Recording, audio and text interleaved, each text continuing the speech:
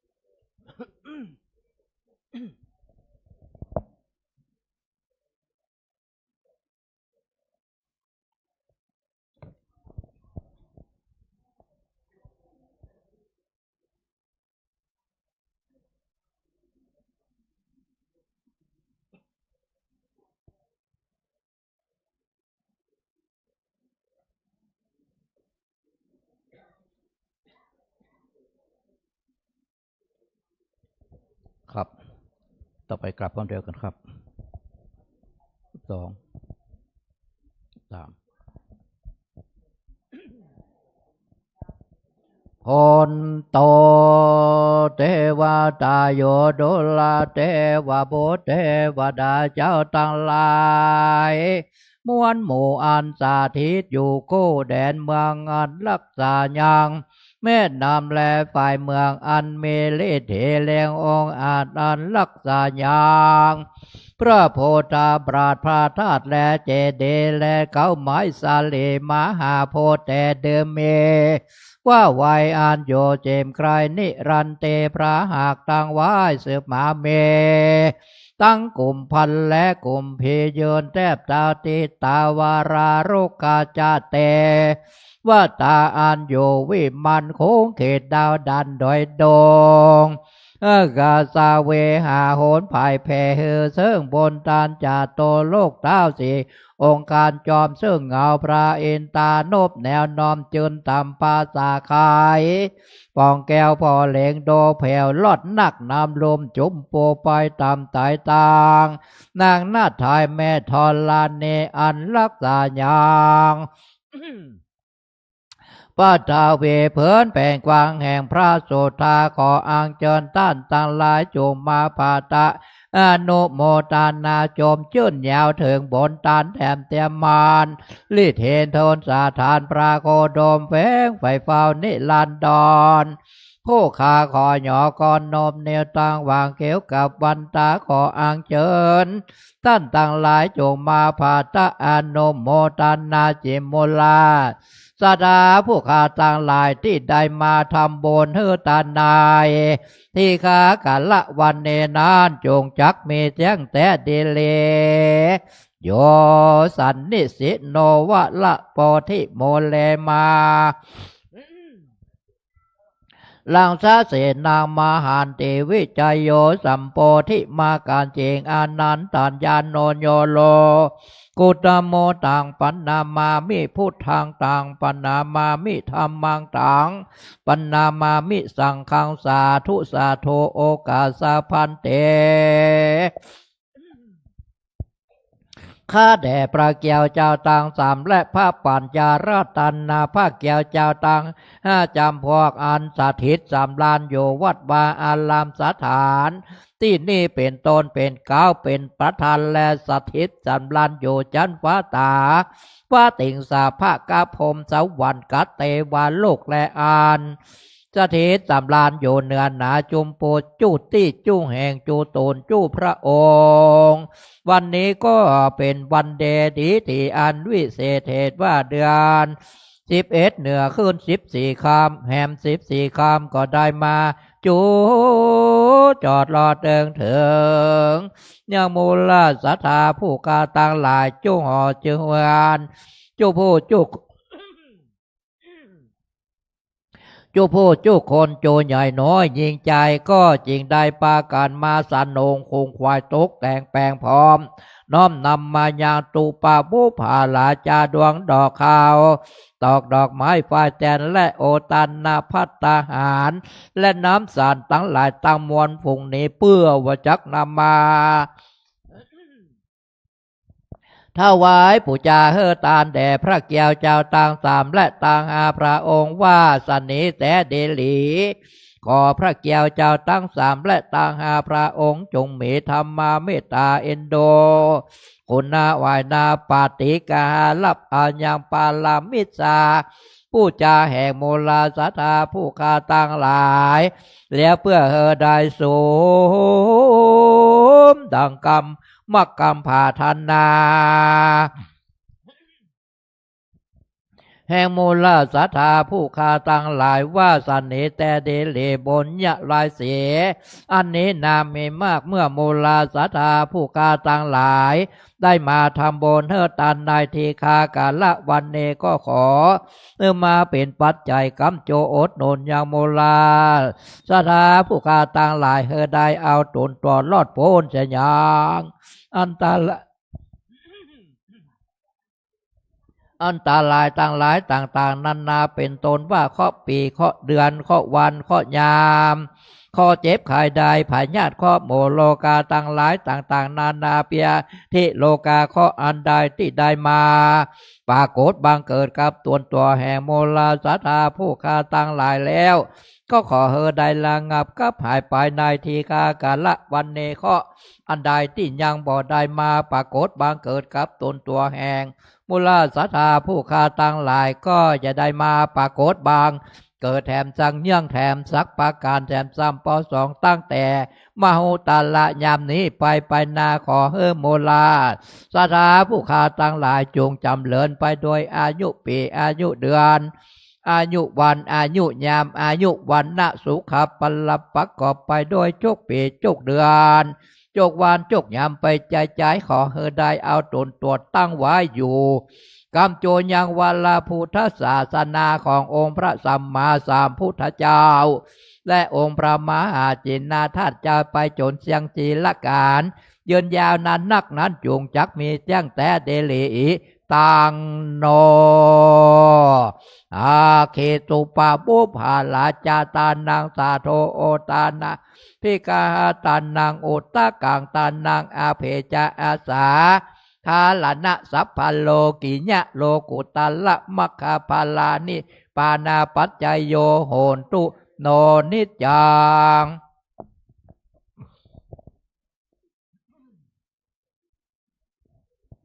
อิมินาสกาเลนะตังโพธังอภิโพชยามะอิมินาสกาเลนะตังธรรมังอภิโพชยามะอิมินาสกาเลนะอรหังสัมมาสัมพุทโธภควาโพธังภวันตังอภิวาเทมิสวากขาโตภควตาธัมโมธัมมังนามัสสามิสุปฏิปันโนภควโตวากสังโฆสังฆังนามามิทันธรรมยังพุทธัสสะภะคะวะโตบุพภะกานามะกาลังกะโลมาเส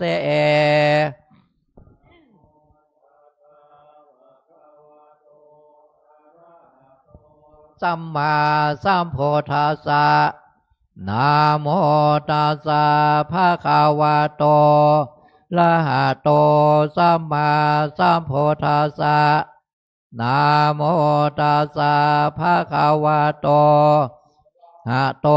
สัมมาสัมพุทธัสสะหันธรรมยังพุทธาภิทุติงกะโลมาเส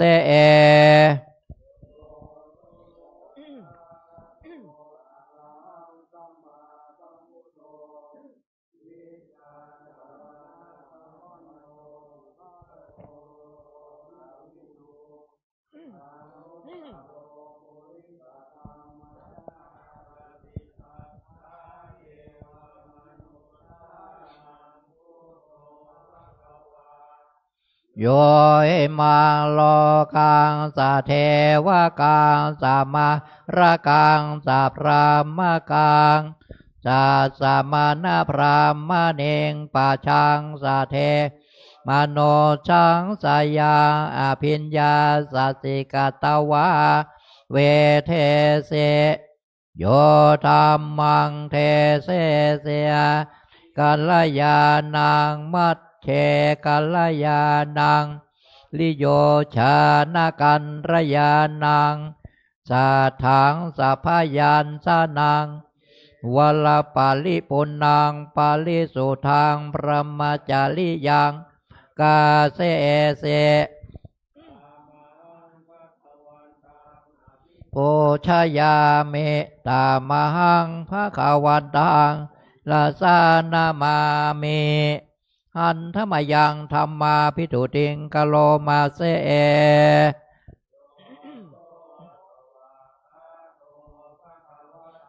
ธัมโม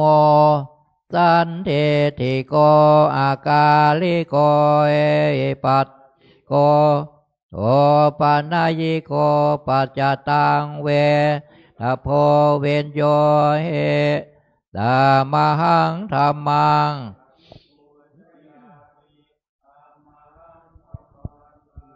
ลาสานามาเมหันธรรมยังสังฆาภิทุติงกะโลมาเสเอ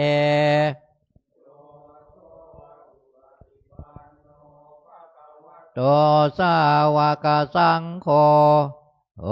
สุปฏิปันโนภะคะวะโตสาวกสังโฆยายาปฏิปันโนภะคะวะโตสาวกสังโฆ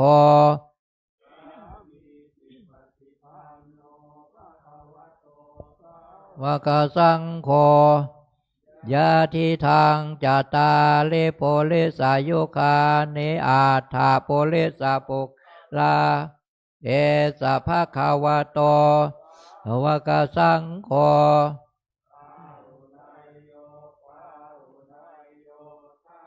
เนยโยอัญชะเลกาลนิโยอนุตตลังปุญญเกตังโลกัสสาธัมมังสังฆังปูชยามิธัมมังสังฆังสนามามินะโมตัสสะภะคะวะโตอะระโตสัมมาสัมพุทธัสสะนะโมตัสสะโตอะระหะโตสัมมาสัมพุทธัสสะนะโมตัสสะวะโตอะระหะโตสัมมาพุทธัสสะพุทธังสรณัง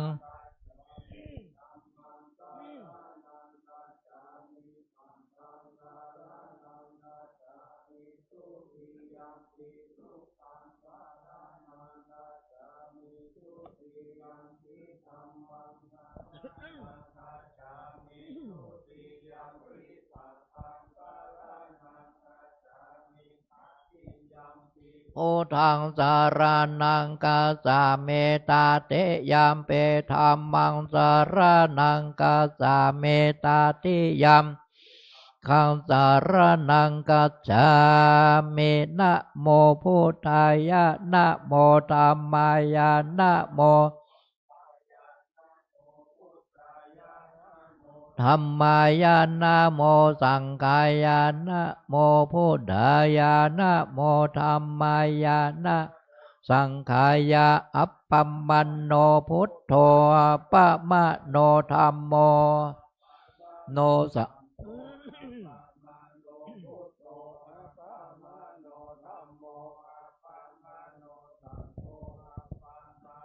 พุทโธปัมมะโนธัมโมปัมมะโนสังโฆพุทโธเมธัมโมเมนาโถสังโฆเมนาโถกัมมะทานังทังกัมมะทานาตายากาจาลิโยเมนาโถ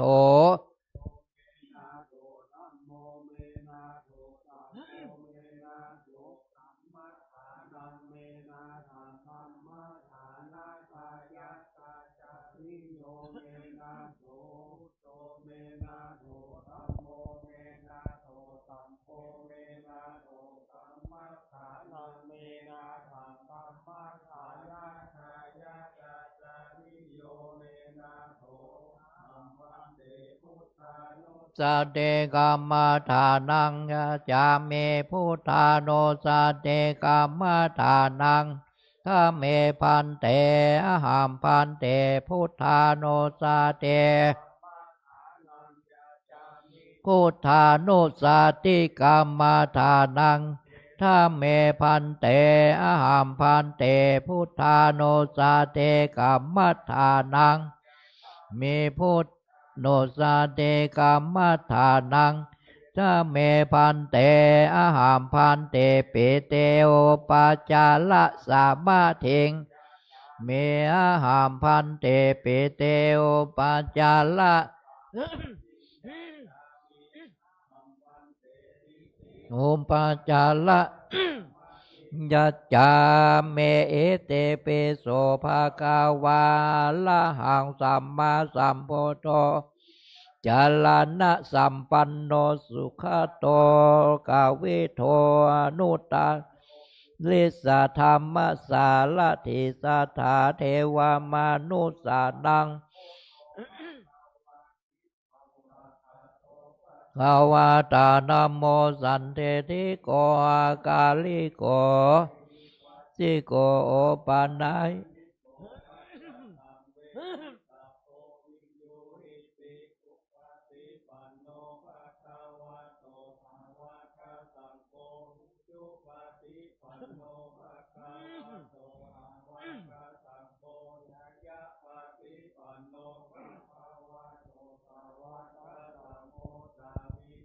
ปาเตปันโนภะคะวะโตสาวกสังโฆทางจัตตาลิปุริสายุคาเนอัฏฐปุเรสาโปกาลาเอสาภะคะวะโต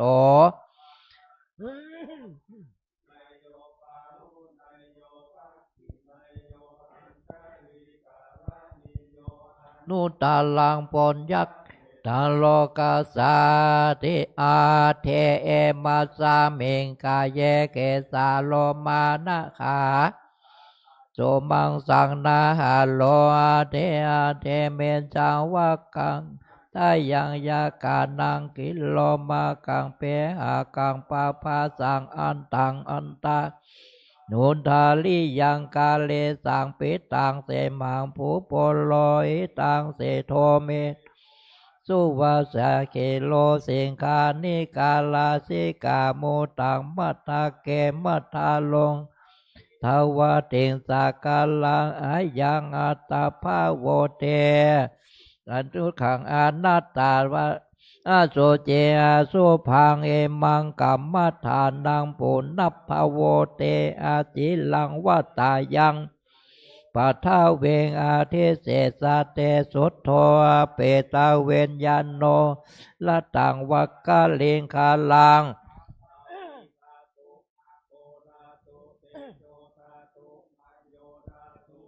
ปักขันโทเวทนาขันโทสัญญาขันโทสังกาลาขันโทเวนญาณขันโทอัสสัตตาภาเอตาสังขารลาอานิจจาทุกขาอนัตตาวิปาลินามธรรมา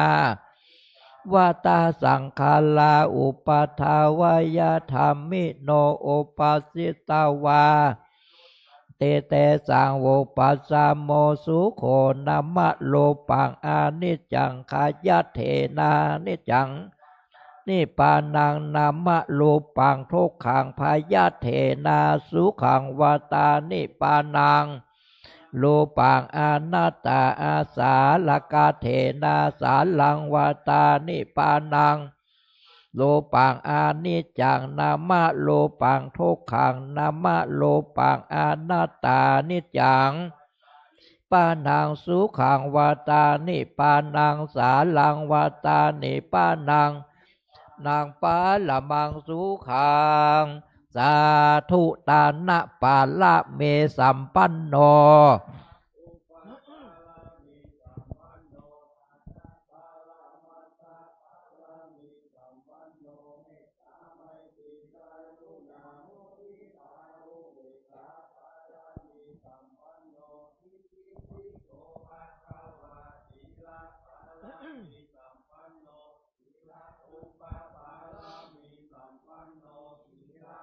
สมาทาปาลเมสัมปันโนเมตตา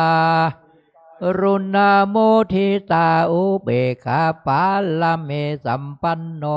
ติปิโสภะคะวาเนกขัมมะปาลเมสัมปันโนเนกขัมมะอุปปาลเม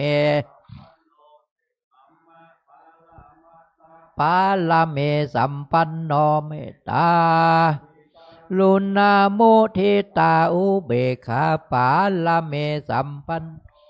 ติปิโสภะคะวาปัญญาปาลเมสัมปันโนปัญญาอุปปาลเมสัมปันปัญญาปาลมัทธปาลเมสัมปันโน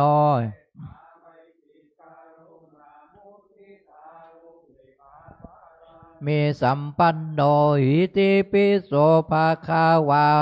ปิญญาปาลเมสัมเวเลญาอุปปาลเมสัมปันโนเวเลญาปาลมัตตปาลเมปันโนเมตตา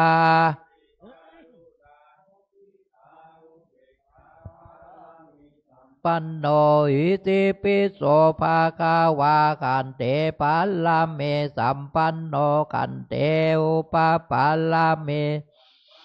ขันเตปัลลมัตตปาลเมสัมปันโนเมตตามุทิตาอุเบกขาปาลเมสัมปันโนอิติปิโสสัจจะปาลเมสัมปันโนสัจจะอุปปาลเมสัมปันโนสัจจะ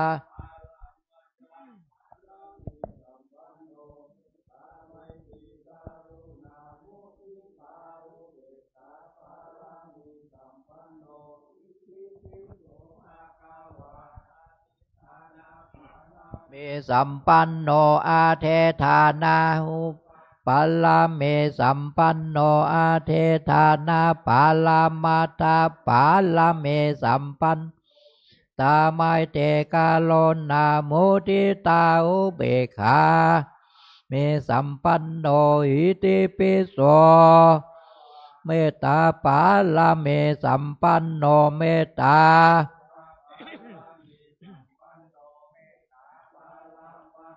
ปาลเมสัมปันโนเมตตาไมเตกาโลนามุทิตาอุเบกขาเมสัมปันโนอิติปิโสอุเบกขาปาลเมสัมปันโนอุเบกขาลาเมสัมปันโนอุเบกขาปาลมัทธาเมสัมปันโนเมตตา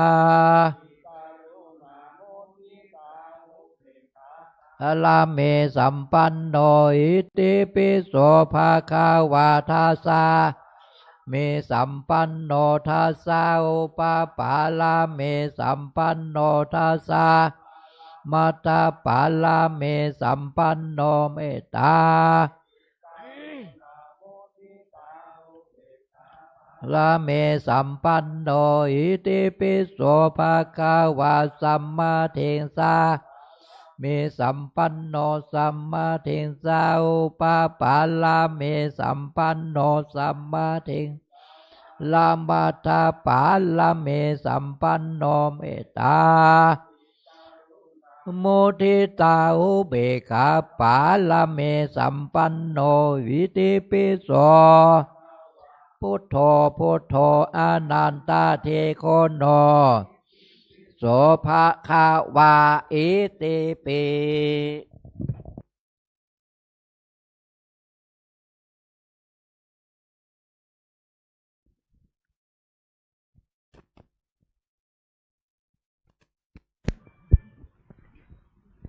หลวงพ่อมาพอดี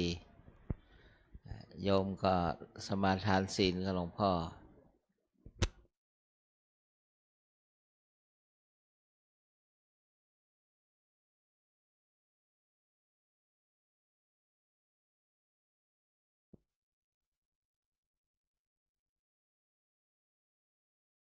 ทุกคนทุกท่านปนมมือ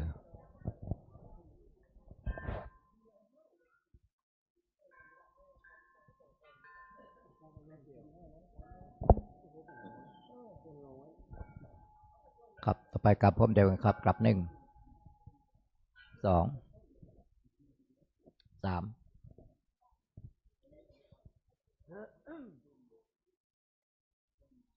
อิมินาสักกาเลนะตังโพธังอภิโปชยามะมินาสักกาเลนะตังธัมมังอภิโปชยามะมินาสักกาเลนะตังสังฆังอภิโปชยามะอรหังสัมมาสัมพุทโธภควาพุทธังภควันตังภิวาเทมิสวากขาโตภควตาธัมโมธัมมังนามัสสามิสุปฏิปันโนภควโตวกสังโฆสังฆังนามามิครับต่อไปขอเชิญคณะสัตยาทั้งหลายทุกท่านกราบท่านเจ้าคุณทุกองค์พร้อมเดียวกันครับกราบ1กราบ2กราบ3มะยังพันเตเตสาละเนนะสาหะปัญจศีลานิยาจามะตุเตยัมเปมะยังพันเตเตสาละเนนะสาหะปัญจศีลานิยาจามะตาติยัมเปมะยังพันเตติสาละเนนะสาหะปัญจศีลายาจามะนะโมตัสสะภะคะวะโตอะระหะโตสัมมาสัมพุทธัสสะนะโมตัสสะภะคะวะโตอะระหะโตสัมมาสัมพุทธัสสะนะโมตัสสะภะคะวะโตอะระหะโตสัมมาสัมพุทธัสสะนะโมตัสสะภะคะวะโตอะระหะโตสัมมาสัมพุทธัสสะนะโมตัสสะภะคะวะโตอะโตสัมมาสัมพุทธัสสะนะโมตัสสะภะคะวะโตอะโตสัมมาสัมพุทธัสสะพุทธังสรณังคัจฉามิพุทธังสรณังคัจฉามิธัมมังสรณังคัจฉามิธัมมังสรณังคัจฉามิสังฆังสรณังคัจฉามิสังฆังสรณังคัจฉามิตุติยัมปิพุทธังสรณังคัจฉามิตุติยัมปิพุทธังสรณังคัจฉามิตุติยัมปิธัมมังสรณังคัจฉามิตุติยัมปิธัมมังสรณังคัจฉามิตุติยัมปิสังฆังสรณังคัจฉามิตุติยัมปิสังฆังสรณังคัจฉามิตติยัมปิพุทธังสรณังคัจฉามิตติยัมปิพุทธังสรณังคัจฉาตมิติยัมปิธัมมังสรณังคัจฉามิตติยัมปิธัมมังสรณังคัจฉามิตติยัมปิสังฆังสรณังคัจฉามิตติยัมปิสังฆังสรณังคัจฉามิปานาติปาตาเวระมณีสิกขาปะทังสมาธิยามิปานาติปาตาเวรมณีสิกขาปะทังสมา ทิยา อ มิ ตินนาตานาเวระมณีสิกขาปะตังสมาธิยามิ อาทินนาตานาเวรมณีสิกขาปะตังสมาธิยามิ กาเมสุมิจฉาจาราเวระมณีสิกขาปะตังสมาธิยามิ อาเมสุเมสาจาลาเวรมณี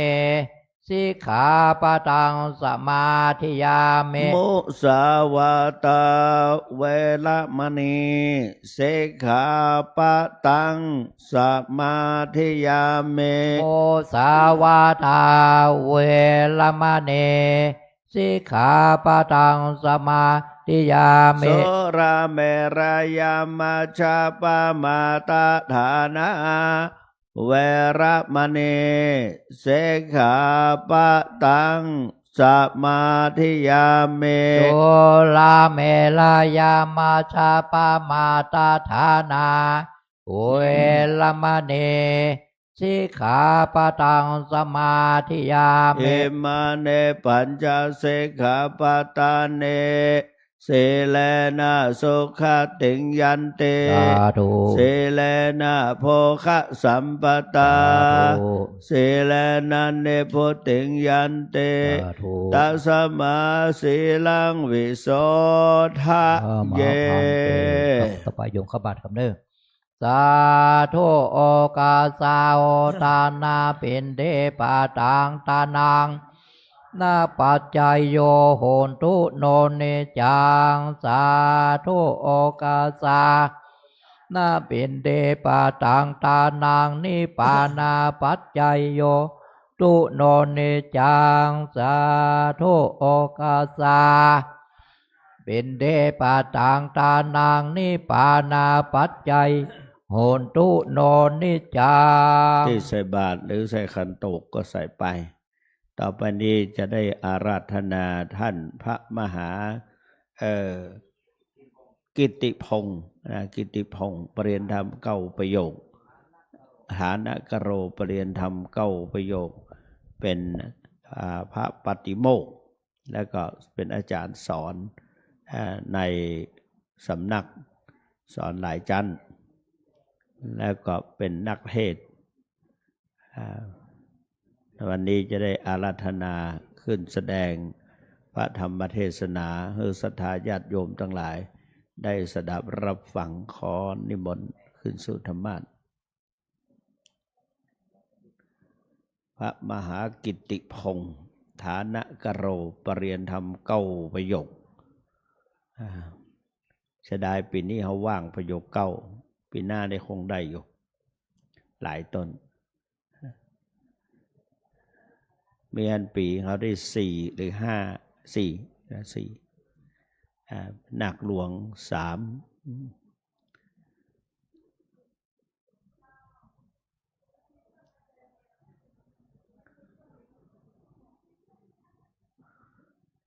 อาราธนาปรมาจาโลกาธิปเทสหัมปเทกัดอัญชะเลอันทิวลังอัญญาจทาสันติทาสัตตปรัชคาสาติกาเฮเสตุธรรมังอนุกัมปิมังปะชัง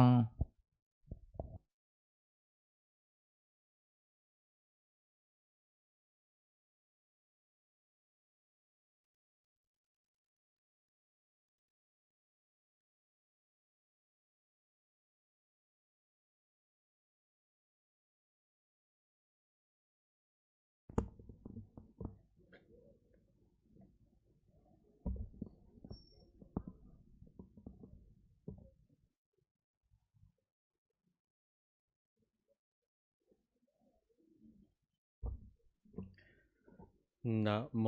ตัสสะภะคะวะโตอะระหะโตสัมมาสัมพุทธัสสะนะโมตัสสะภะคะวะโตอะระหะโตสัมมาสัมพุทธัสสะนะโมตัสสะภะคะวะโตอะระหะโตสัมมา สัมพุทธัสสะโยจะปุพเพปมัจจิตวา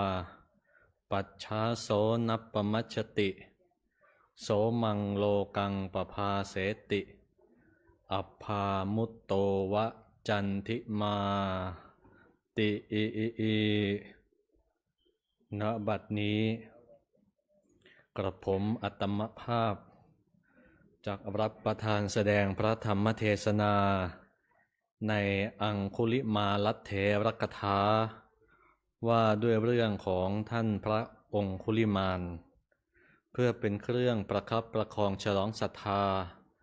ประดับปัญญาบารมีอนุโมทนากุศลบุญญาราศีแก่พุทธศาสนิกชนทั้งหลายผู้ขวนขวายมาสร้างบุญสร้างกุศลณศาลาธรรมสามัคคีไม้สักทองแห่งนี้ซึ่งวันนี้เป็นวันธรรมสวนะคือวันฟังธรรมตรงกับวันเสาร์ที่ 23 เดือนสิงหาคมพุทธศักราช 2568 เป็นวันแรม 14 ค่ำเดือน 9 ฉะนั้นกระผมอาตมภาพจะได้แสดงพระธรรมเทศนาให้พอสมควรแก่เวลาสืบไปกระผมจะได้ขอโอกาสพระเดชพระคุณหลวงพ่อเจ้าคุณพระสุวรรณเมธีรองเจ้าคณะจังหวัดเชียงใหม่เจ้าวาดวัดพระธาตุศรีจอมทองวรวิหารตลอดจนถึงพระมหาเถรานุเถระครูบาอาจารย์ทุกรูปในการแสดงธรรมให้แก่ภิกษุสามเณรอุบาสกอุบาสิกาณโอกาสนี้นะครับก่อนอื่นอาตมาภาพขออนุโมทนากับคณะภิกษุสามเณรแม่ชีญาติโยมสาธุชนทุกคนทุกท่านตลอดจนถึงผู้รับฟังอยู่ทางบ้านตามช่องทางแพลตฟอร์มโซเชียลมีเดียไม่ว่าจะเป็น Facebook YouTube ซึ่งได้มีกุศลและเจตนาประพฤติวัดปฏิบัติธรรมมีการถวายทานรักษาศีลทำวัดสวดมนต์และกำลังฟังธรรมอยู่ณขณะนี้เป็นต้นนับเป็นว่าสิ่งที่น่าอโมทนาเป็นอย่างยิ่งญาติโยมท่านทั้งหลายวันนี้ถือว่าเป็นวันพิเศษพิเศษยังไงเป็นวันอุโบสถวันอุโบสถในทางพระพุทธศาสนาในคัมภีร์พระวินัยอธิบายไว้ว่าปีหนึ่งมีทั้งหมด24วันแบ่งเป็นวันอุโบสถใน23อีก1วันเป็นวันปวารณานะ23บวก1วันอุโบสถก็คือวันที่ภิกษุต้องประชุมกันฟังพระปฏิโมกข์อย่างเช่นวันนี้พิเศษชั้นที่1พิเศษชั้นที่2คือเป็นวันแรม10เป็นวัน14ค่ำ14ค่ำเนี่ยปีหนึ่งจะมีอยู่6วันโยมฤดูหนึ่งมีอยู่2วันซึ่งฤดูนี้ฤดูฝนก็เป็น1ในวันนั้นคือวันนี้เป็นวันพิเศษญาติโยมท่านทั้งหลายให้การฟังธรรมนั้นญาติโยมมาประพฤติวัดปฏิบัติธรรมกันเนี่ยอานิสงส์เกิดละเกิดอยู่5ประการอะไรบ้าง1อสุตังสุนาติได้ฟังเรื่องใหม่ก็คือเรื่องที่ยังไม่เคยได้ฟังนะ2สุตังปปริโยธาเปติได้วิจัยเรื่องเก่าก็คือเรื่องที่ฟังแล้วนะฟังซ้ำๆเนี่ยนะเคยได้ยินได้ฟังมาก็เข้าใจมากขึ้น3กังขังวิตรติได้บรรเทาข้อกังขาคลายความสงสัยได้4ทิฏฐิงอุชุงกะโรติได้พัฒนาความคิด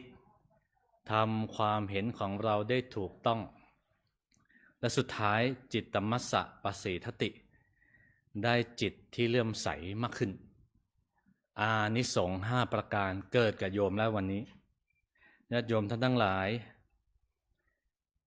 อะไรที่นับว่าเป็นเหตุให้เกิดการกระทำขึ้นของเรา มีปรากฏในพระสูตรว่าสิ่งที่จะให้เกิดสิ่งที่ดีไม่ดีเนี่ยมีอยู่3อย่างปรากฏในปฐมนิทานสูตรนะว่าด้วยเรื่องให้เกิดกรรมมี3อาการดังนี้คือ1โลภะ2โทสะ3โมหะนี่พื้นฐานเลยโยมอกุศลละมูลถ้าใครเรียนนักธรรมหรือธรรมศึกษานี่พื้นฐานเลยว่าเหตุให้เกิดกรรมในทางที่ไม่ดี3ตัวการใหญ่ตรงกันข้ามถ้าอยากให้เกิดกรรมดีเหตุของมันก็คืออโลภะอโทสะอโมหะหรือเราเรียกว่ากุศลละมูลนี้เรามาทราบถึงเหตุแห่งการกระทำของเราท่านทั้งหลายวันนี้อาตมาภาพได้ยกเรื่องของพระอังคุลิมานภาษาบาลีนั้นอ่านอย่างนี้นะแต่เราพูดกันจนคุ้นชินว่าองคุลิมานก็ไม่ผิดอะไรอาตมาได้ยกเรื่องของพระเถระรูปนี้ขึ้นมาเล่าโดยสังเขปเท่านั้นเพราะเรื่องราวของท่านนี้เยอะและยาวท่านเป็นพระอสีติมหาสาวกหรือเรียกกันว่ามหาสาวกก็ได้1ใน80รูปนะโยมเป็นพระมหาสาวกเป็นพระชั้นผู้ใหญ่อสีติมหาสาวกนั้นแยกเป็นอีก2ประเภทเป็นผู้เป็นเอตทัคคะหรือได้รับตำแหน่งต่างๆอย่างเช่นพระอานนท์เป็นพระอุปถากนี้ได้รับตำแหน่งแบบนี้นะ80รูปแยกเป็นที่มีตำแหน่ง41ที่ไม่มีตำแหน่ง39พระอังคุลิมานท่านอยู่ในพระมหาสาวกที่ไม่มีตำแหน่ง80รูปนี้ญาติโยมท่านทั้งหลายพระมหาสาวกหรืออสีติมหาสาวกนั้นเนี่ยจะต้องประกอบด้วยธรรมอะไรบ้างมีอยู่2ประการ1ต้องมีอธิการก็คือบุญที่ได้บำเพ็ญมาก่อน2มีฉันทะความพอใจความชอบใจที่จะบำเพ็ญต่อบวกกับบารมี10ประการและข้อวัดพิเศษเราเรียกกันว่าปัจจาคติกวัดเป็นกรรมฐานชนิดหนึ่งที่ภิกษุต้องนำไปนำมาหรือนำมานำไปหรือติดอยู่กับตัวอยู่4อย่างนี้นะอันนี้เป็นธรรมะที่ท่านบำเพ็ญมาและบำเพ็ญเท่าไหร่ญาติโยมท่านทั้งหลายพระอสีติมหาสาวกนั้นก็มีอยู่3ประเภทนะเป็นอัครสาวกชุดหนึ่งอีกชุดหนึ่งเป็นมหาสาวกและเป็นสาวกซึ่งพระอัครสาวกนั้นเนี่ยเราทราบกันดีว่าเป็นพระสารีบุตรกับพระมหาโมคคัลลานะ2ท่านนี้ต้องบำเพ็ญมา1อสงไขยกับแสนกับแต่พระมหาสาวกนะ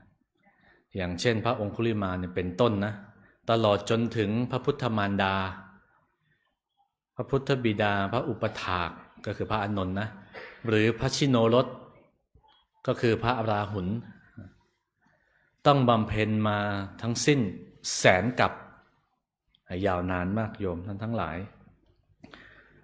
มาเข้าเรื่องประวัติของท่านเลยท่านองคุลิมานเนี่ยเดิมทีท่านเป็นลูกพราหมณ์เป็นปุโรหิตนะก็คือเป็นอาจารย์ของในหลวงสมัยนั้นท่านเกิดมาเนี่ยนะ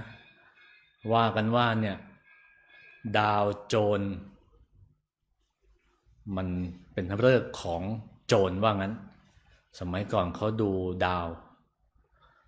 คือมันมีแสงออกมาจากคลังแสงอาวุธอย่างนั้น ปุโรหิตก็ไปถามพระราชาบอกว่าเอายังไงดีเนี่ยมีภัยไหมเด็กคนนี้เกิดมาเนี่ยน่ากลัวมากเลยนะโยมทำให้พระราชาเนี่ยสะดุ้งพระทัยพระราชาบอกว่าปล่อยไปไม่เป็นไรเด็กคนนี้คงไม่ทำร้ายก็เลยปล่อยไปมาเด็กคนนี้เลยตั้งชื่อแก้เคล็ดนะตอนแรกชื่อว่าหิงสกะแปลว่าผู้เบียดเบียนก็เลยแก้เคล็ดไปเติมอ่างข้างหน้าเป็นอหิงสกะกลายเป็นว่าผู้ไม่เบียดเบียน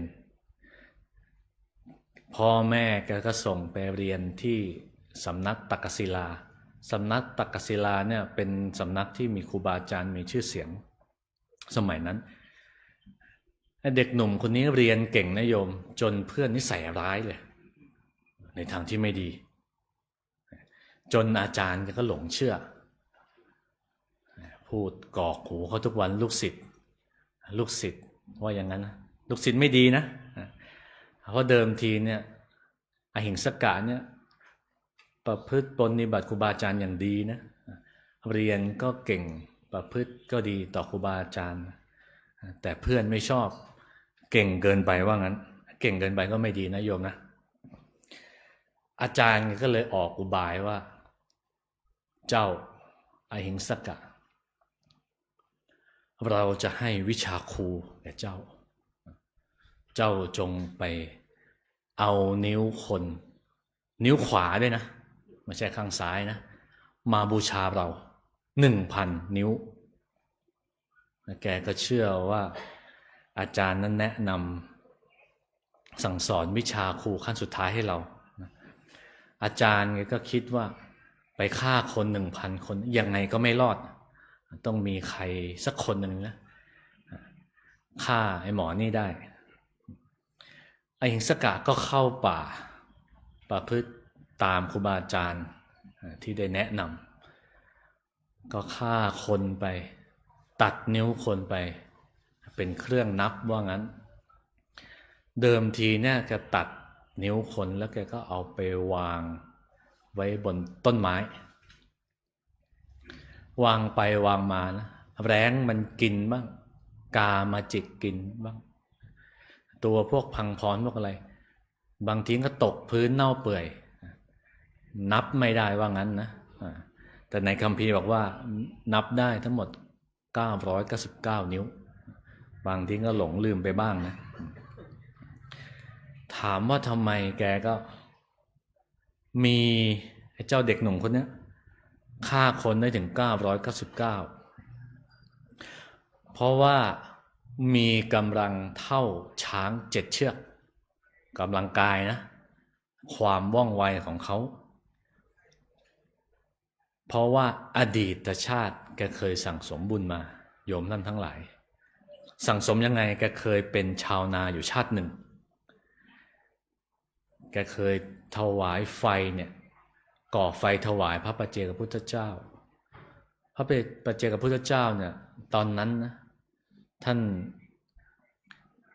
บิณฑบาตแล้วฝนมันตกเปียกปอน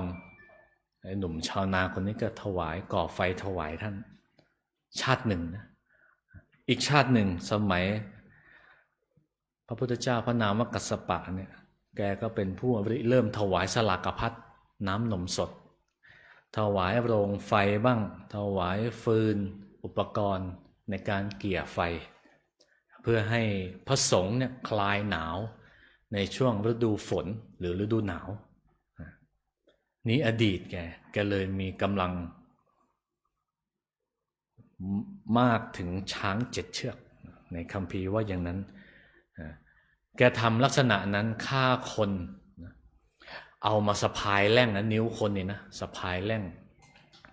จึงได้ชื่อว่าอังคุลิมานอังคุลินี่แปลว่านิ้วมาละนี่แปลว่าระเบียบเรียงเป็นร้อยเป็นพวงมาลัยว่างั้นเลยมีชื่อว่าอังคุลิมานผู้มีนิ้วมือเป็นระเบียบเป็นพวงมาลัยตอนนั้นญาติโยมท่านทั้งหลายข่าวแกก็ดังมากว่าโอ้มีนักฆ่าชะกันอยู่คนหนึ่ง พระราชาสมัยนั้นพระนามว่าปเสนทิโกศลจัดกองทัพชุดใหญ่เพราะว่าฆาตกรนี่มันโหดเหี้ยมไปคนสองคนไม่พอนะกองทัพชุดใหญ่นั้นนะมีม้า500 ตัวเป็นต้นนะไปนะกองทัพม้าขนาดนั้นนะส่งไปจับตัวข่าวก็ไปถึงพ่อกับแม่ของเขาพ่อของเขานะโยมคุยกับแม่เอายังไงดีเนี่ยลูกของเราพระราชาส่งกองทัพไปจับตัวแล้วพ่อแกก็ไม่กล้า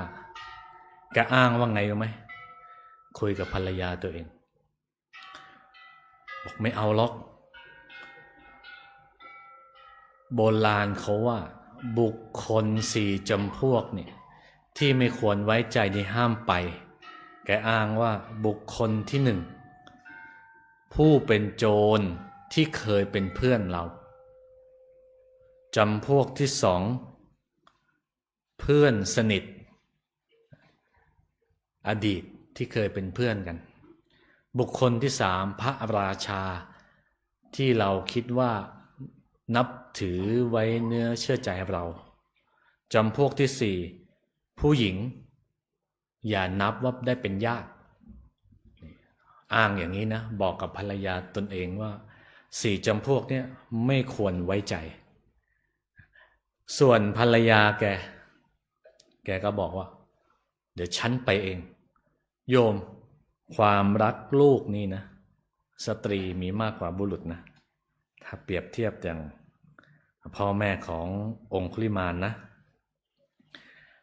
แม่ก็ไปหาลูกแกก็ไม่กลัวด้วยนะว่าลูกแกจะฆ่านี่นะในคัมภีร์แกบอกว่าแกคร่ำครวญเข้าไปในป่าบอกว่าลูกอยู่ไหนลูกอยู่ไหนไปไหนไม่มาพูดกับแม่แกก็บ่นคร่ำครวญอยู่อย่างนี้ในป่าก็ไม่กลัวตายเลยนะทีนั้นญาติโยมท่านทั้งหลายพระพุทธเจ้าตรวจข่ายพยานปรากฏว่าอังคุลิมานมาเข้าในข่ายถ้าเราไม่ไปโปรดนะอังคุลิมานเนี่ยจะทำมาตุคาตแล้วก็จะไปตกนรกหมกไหมไม่ได้บรรลุธรรมพระเจ้าทราบว่าเข้าไปในข่ายก็เลยไปเสด็จโปรดไปเป็นพิเศษทันใดนั้นเองญาติโยมทั้งหลายขออภัยอังคุลิมานจอมโจรฉกาจเนี่ยนะก็เห็นแม่แกมาพอดีแกก็เงื้อดาบวิ่งไปจะฟันปรากฏว่าพระพุทธเจ้าแสดงพระองค์ตรงระหว่างทั้งสองพอดีจอมโจรอังคุลิมานก็เลยเปลี่ยนใจไม่เป็นไรเราเล่นงานสมณะนี้ดีกว่า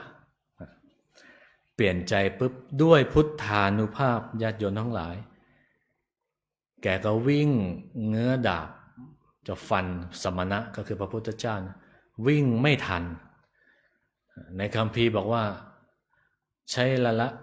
ระยะเวลาวิ่งระยะทางวิ่งตาม3 โยชน์ไกลมากเหนื่อยชนิดว่าลมแทบจับแกก็วิ่งไปตะโกนบอกพระพุทธเจ้าว่ายังไงโยมประโยคแบบนี้โยมก็น่าจะได้ยินได้ฟังมาบ่อยแล้วนะพุทธเจ้าบอกแกก็ร้องบอกให้หยุดพระพุทธเจ้าตรัสตอบกลับว่าเราเนี่ยหยุดแล้วแต่เจ้าเนี่ยยังไม่หยุดองค์ลิมานสงสัยว่าไหนบอกว่าหยุดสมณะนี้ยังไม่หยุดเลยเดินวิ่งอยู่อย่างนั้นเราตามไม่ทันพระเจ้าเลยตัดอธิบายว่ายังไงโยมวรรคทองของเรื่ององค์ลิมานเรานี่หยุดแล้วหมายถึงหยุดฆ่าสัตว์ตัดชีวิตส่วนเจ้าเนี่ยยังไม่หยุดก็คือหยุดฆ่าสัตว์ตัดชีวิตเนี่ยเจ้ายังไม่ได้หยุดประโยคนี้นะโยมอังคุลิมานจอมโจรโหดร้ายเนี่ยนะแกได้สติเลยนะบอกโอ้เราไม่ได้ยินได้ฟังเรื่องแบบนี้ สมณะนี้เป็นผู้ตัดธรรมได้ดีจริงๆแกทิ้งอาวุธลงในบ่อน้ำลงเหวเลยนะปิติโสมนัสมันเกิดอย่างยิ่งต่อมาแกขอบวชกับพระพุทธเจ้าพระพุทธเจ้าแสดงธรรมเสร็จแล้วก็บวชให้อังคุลิมานโดยชนิดพิเศษนะพระองค์บวชด้วยพระองค์เองเรียกว่าเอหิภิกขุอุปสัมปทาเวลาพระเจ้าจะบวชเนี่ยพระเจ้าจะตรัสประมาณนี้นะโยมเอหิภิกขุดูก่อนภิกษุทั้งหลายเธอจงมานี่เถิดจาระพรหมจริยังสัมมาทุกขสะอันตกิริยายะเธอจงประพฤติพรหมจรรย์โดยชอบเพื่อทำทุกข์ให้ถึงที่สุดเป็นประโยคเวลาพระพุทธเจ้าจะบวชใครด้วยพระองค์เองในกรณีพิเศษนะโยมพอตรัสเสร็จปุ๊บบาทจีวรที่อังคุลิมานเคยถวายกับพระภิกษุในอดีตชาตินี้ลอยมาปรากฏเลยเพศคฤหัสถ์หายไปภิกขุภาวะปรากฏนี้ด้วยพุทธานุภาพนะโยมด้วยบุญเก่าบวกกับที่เขาทำมาด้วยสั่งสมมาด้วยกระบวชเสร็จก็ติดตามพระพุทธเจ้าไปอยู่ที่เชตวันญาติโยมทั้งหลายเสริมเพิ่มเติมเล็กน้อยอังคุลิมานเนี่ยแกโชคดีที่ได้พระพุทธเจ้าช่วยเหลือจริงๆพระพุทธเจ้าเนี่ยช่วยเหลือมาแกหลายชาติแล้วนะปรากฏในชาดกว่าสมัยแกเป็นยักษ์เนี่ยนะอยู่2 ชาติอีกชาติหนึ่งแกหลงตัวเองว่าเป็นยักษ์อีกชาติหนึ่งเป็นพระราชากินเนื้อคนชาตินั้นชื่อว่าพระเจ้าโปลิศาสญาติโยมทั้งหลายเคยอาจได้ยินได้ฟังธรรมมาบ้างพระเจ้าเกิดในสมัยนั้นเป็นพระโพธิสัตว์เนี่ยช่วยเหลือให้องคุลิมานในชาติก่อนๆที่เป็นยักษ์หรือหลงตัวเองเป็นยักษ์หรือเป็นพระเจ้ากินเนื้อคนเนี่ยนะให้ตั้งอยู่ในศีลในธรรมปัจจุบันเลยช่วยเหลือกันมาญาติโยมท่านทั้งหลายต่อมาเรื่องราวยังไม่จบนะปเสนทิโกศลพระราชาในสมัยนั้นส่งกองทัพไปเข้าเฝ้าพระพุทธเจ้าก็เห็นพระอังคุลิมานที่บวชเป็นพระแล้วนะพระองค์เนี่ยตกใจโหกองทัพที่ติดตามพระองค์มานี่นะทิ้งอาวุธหนีกลับเข้าเมืองเลยโอ้น่ากลัวมากเลยพระองค์เอาอยู่ได้ไงเนี่ยปราบองคุลิมานเนี่ยให้เป็นพระโดยที่ไม่ใช้อาวุธเลยพระองค์ปราบได้ยังไงพระเจ้าก็เลยตรัสให้พระราชาฟังพระราชาเนี่ยแกเลื่อมใสศรัทธาปวารณาพระพุทธเจ้าและพระองคุลิมานด้วยปัจจัย4แกเลื่อมใสว่างั้นนะแกก็ปวารณาโดยพิเศษปัจจัย4ก็มีจีวรบิณฑบาตเสนาสนะเครื่องยารักษาโรคเป็นต้นนะพระองค์คุลิมานก็ปฏิเสธเพราะว่าท่านจะปฏิบัติเข้มว่าอย่างนั้น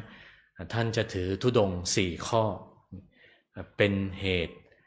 ให้พระเจ้าปเสนทิเนี่ยโกศลยกทัพกลับเข้าเมืองวันหนึ่งญาติโยมทั้งหลายพระองค์คุลิมานไปบิณฑบาตแกก็ไปเห็นหญิงใกล้คลอดอยู่คนหนึ่งแกก็เกิดสังเวชบอกโอ้คนเรานี่มีทุกข์นะไปเห็นหญิงท้องแก่กลับมากราบทูลกับพระพุทธเจ้าพระพุทธเจ้าบอกว่าตัดทำข้อหนึ่งให้ไปบอกกับโยมผู้หญิงคนนั้นที่ท้องแก่พระเจ้าตรัสสอนเป็นบาลีว่าให้พระอังคุลิมานเนี่ยไปสอนโยมว่ายังไงโยมบาลีว่ายะโตหังภักขินิอาริยายะชาติชาโตอาตมาจะแปลเป็นไทยไว้ด้วยนะโยมน้องสาวตั้งแต่อาตมาเกิดมาเพราะชาติแห่งอริยะ นาพิชานามิสันติจปานังชีวิตาโบโรเปตาเราไม่ได้จงใจฆ่าสัตว์ตัดชีวิตเตนะสัจเจนะโสติเตโหตุด้วยสัจจะวาจาที่อ้างนี้ขอความสวัสดีจงมีแก่เธอโสติขับพัสสะขอความสวัสดีจงมีแก่ลูกในท้องของเธอด้วยโยมนี้เขาเรียกว่าเป็นมหาปาริตนะในคัมภีร์บอกว่าหรือเรียกว่าอังคุลิมาละปริตเป็นคาถาคลอดลูกเวลาใครคลอดลูกเนี่ยพระโบราณอาจารย์ก็จะบอกให้โยมเนี่ยที่สนิทกันเนี่ยท่องคาถานี้ไว้จะได้คลอดลูกง่ายในคัมภีร์บอกว่าโอ้โยมผู้หญิงท้องแก่คนนี้นะคลอดลูกแบบเทน้ำเทท่าเลยนะประมาณว่าเหมือนเทน้ำออกจากเครื่องกรองน้ำในคัมภีร์เสริมไปอีกว่าเคยทดลองกับสุนัขก็คลอดง่ายบางทีเจ้าของไม่ได้เอาสุนัขนั้นมาเจ้าของที่รักสุนัขเนี่ยนะแกก็เอาน้ำที่พระองคุลิมานเนี่ยนะแกเอาไว้ชำระเสนาสนะล้างเตียงล้างตังนี่นะเอาไปรดหัวสุนัขนั้นก็คลอดออกมาได้ง่ายไม่มีอันตรายเลยนี่ญาติโยมท่านทั้งหลายด้วยอานุภาพของปริตคัมภีร์บอกว่ามหาปริตนี่นะคาถาคลอดลูกง่ายเนี่ยเขาบอกว่าตั้งอยู่ได้ชั่วกับชั่วกันอานุภาพของปริตนั้นมีอานุภาพมากญาติโยมท่านทั้งหลายมีอานุภาพถึงขนาดว่าแสนโกฏจักรวาลนี้แผ่ไปนี่อานุภาพของปริตต่อมาชาวบ้านแกก็ศรัทธาเลื่อมใสในพระองคุลิมานรูปนี้จึงใส่บาตรกันมากขึ้นเดิมทีนะเขาไม่ใส่บาตรนะได้ยินชื่อก็กลัวแล้วโยมข้าวทัพพีเดียวก็ไม่ได้ท่านก็ลำบากฝืดเคืองมากเวลาพระรูปหนึ่งที่จะปฏิบัติธรรมนะถ้าข้าวน้อยอาหารน้อยนี่นะปฏิบัติธรรมเนี่ยไม่ก้าวหน้าถ้าข้าวปลาอาหารสัพพยะดีเนี่ยการปฏิบัติธรรมก็จะก้าวหน้าอันนี้พูดถึงในการปฏิบัติธรรมด้วยท่านก็ตั้งใจไปในที่สงัดไม่นานญาติโยมท่านทั้งหลายท่านก็บรรลุอรหัตเป็นพระอรหันต์หนึ่งในอสิติมหาสาวกชั้นผู้ใหญ่1 ใน 80สมจริงดังคำที่ท่านกล่าวไว้ในขุททกนิกายอัตถกถาธรรมบทว่าโยจะปุพเพปมัชชิตวาเป็นต้นแปลเป็นไทยใจความได้ว่า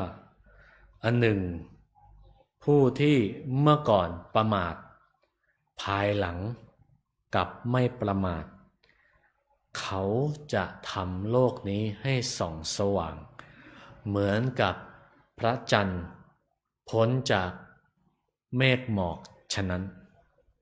ญาติโยมท่านทั้งหลายบาลีนี้ที่อาตมาภาพยกขึ้นมาท่านบอกว่าเมื่อก่อนเราประมาทปัจจุบันเราไม่ประมาทเนี่ยยังไงก็สิ่งที่ดีๆมันก็จะเกิดขึ้นได้เหมือนกับพระจันทร์เนี่ยเหมือนเป็นราชาของดวงดาวเวลามันพ้นเมฆออกมาแล้วสว่างไสวในญาติโยมทั้งหลายท่านองคุลิมานนั้นยังไม่พ้นจากกรรมแม้แต่บรรลุอรหันต์แล้วนะมีวันหนึ่งท่านไปบิณฑบาตมีคนเนี่ยขว้างก้อนดินบ้างก้อนหินเศษไม้เศษอะไรบางทีก็ไปโดนตัวท่านบ้างหัวแตกเลือดอาบกลับมาบาดก็แตกผ้าเพื่อก็ขาดกระจุยกระจายเลยนะแต่ก็เลยไปเข้าเฝ้าพระพุทธเจ้าตรัสให้กำลังใจว่าองคุลิมานเธอจงอดกลั้นไว้ เธอได้เสวยวิบากกรรมแล้วแทนการตกนรกหมกไหม้หลายพันปีหลายร้อยปีนิยมท่านทั้งหลายแม้แต่บรรลุธรรมก็ไม่พ้นจากกรรมที่กระทำกรรมนี้เป็นกรรมที่จะเกิดขึ้นในข้างหน้าหรือเป็นที่จะให้พบต่อไปเนี่ยไม่มีแล้วแต่ที่ท่านได้เสวยเนี่ยเขาเรียกว่าทิฏฐธรรมเวทนิยกรรมกรรมที่ให้ผลในปัจจุบันเท่านั้นที่ท่านได้เสวยญาติโยมท่านทั้งหลายอาตมาภาพได้พูดถึงเรื่องของประวัติของท่านพระอังคุลิมานแล้วสรุปโดยสังเขปอยู่6องค์ธรรมว่า 1. ได้เรื่องของกรรมอดีตและจนถึงปัจจุบันเนี่ยคนเราทำกรรมดีและไม่ดีท่านก็ได้เสวยกรรมดีไว้บ้าง 2. อกุศลมูลซึ่งเป็นตัวการให้ประพฤติความโลภโกรธหลงนี่เรียกว่าอกุศลมูลองค์ธรรมข้อที่ 3ในเรื่องของศีลอดีตชาติท่านก็เคยอยู่ในศีลในธรรมที่พระโพธิสัตว์พระพุทธเจ้าของเราได้ช่วยท่านมาช่วยเหลือท่านมา 4. สมาธิการปฏิบัติภาวนาที่ท่านบำเพ็ญมาตั้งแต่อดีตจนถึงปัจจุบันองค์ธรรมที่ 5ปัญญาได้จากสมาธิที่ท่านบำเพ็ญและองค์ธรรมสุดท้ายญาติโยมท่านทั้งหลายกัลยาณมิตรได้พบเจอพระพุทธเจ้าพระพุทธเจ้าถือว่าเป็นกัลยาณมิตรบุคคลผู้ประเสริฐท่านที่ 1ของเราท่านทั้งหลายญาติโยมพระอังคุลิมาลเถระองค์นี้เป็นตัวอย่างให้เราท่านทั้งหลายในการกับจิตกับใจกับกายกับตัวกับชั่วให้เป็นดีเป็นเรื่องราวได้สอนเราเตือนเราว่าอย่าประมาทปัจจุบันความประมาทไม่เข้าใครเอาใครญาติโยมท่านทั้งหลายพระเนนก็ไม่เว้นพระเนนประมาทปัจจุบันนี้ก็ปรากฏในสื่อเลย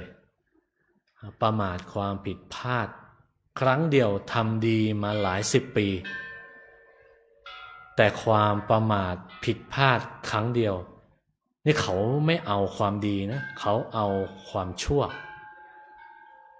หรือความประมาท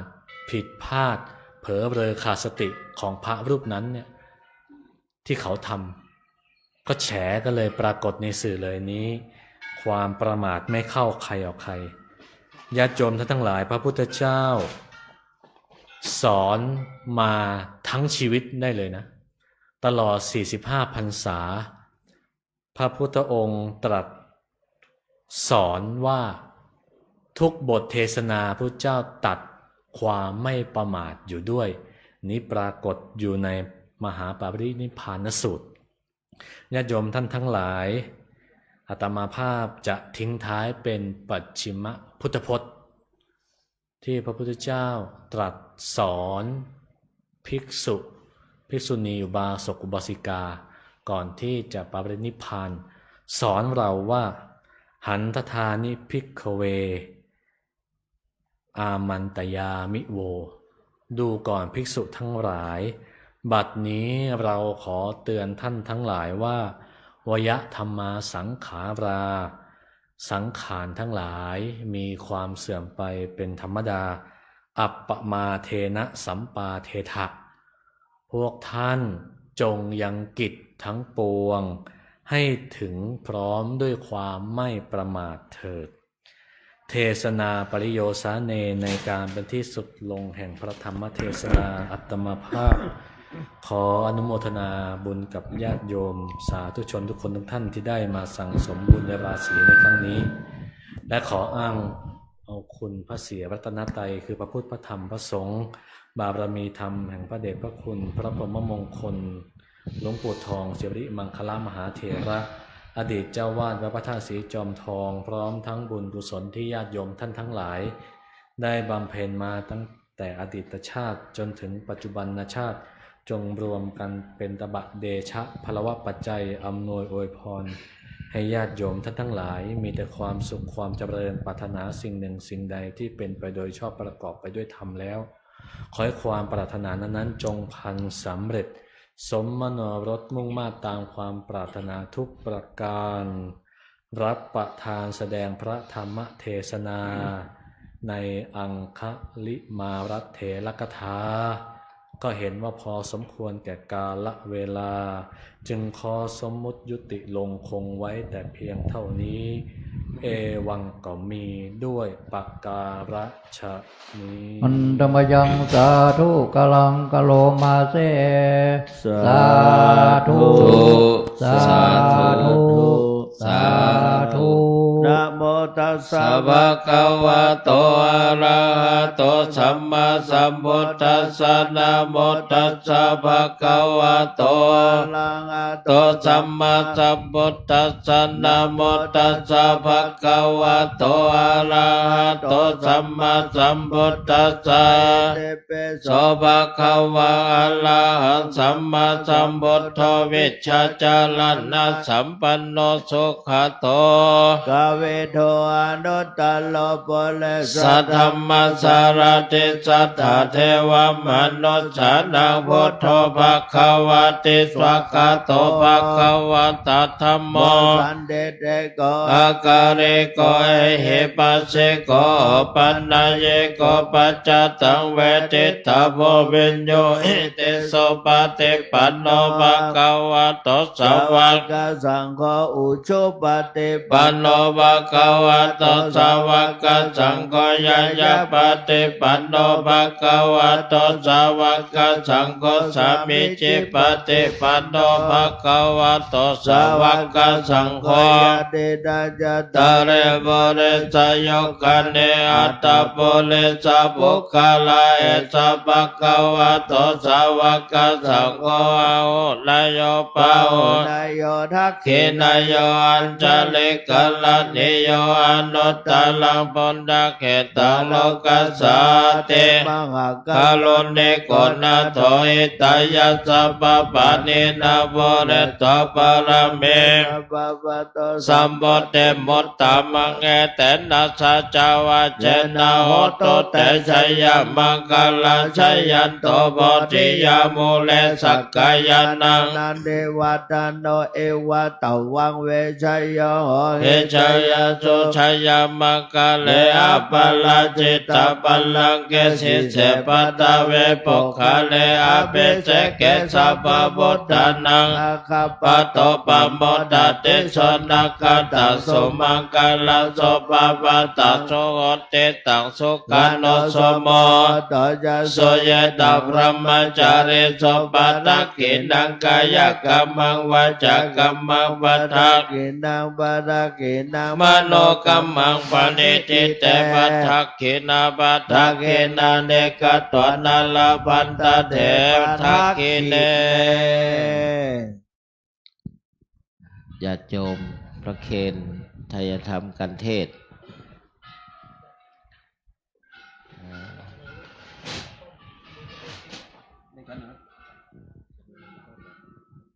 เมื่อเช้าเอาไปรอบหนึ่งแล้วสงสัยคนเป็นลมเอาไปยกไปหมดเลยอันนี้เขาถวายแต่ว่าผมแจกอยู่แล้วแหละของอาจารย์เนี่ยได้เขียนมาเขียนเลยผมหาไปเกิน15 ขวดเมื่อวานเอาไปตอนเย็นก็15 ขวดแล้วต้องใช้คนละคนเอามาให้คนละคน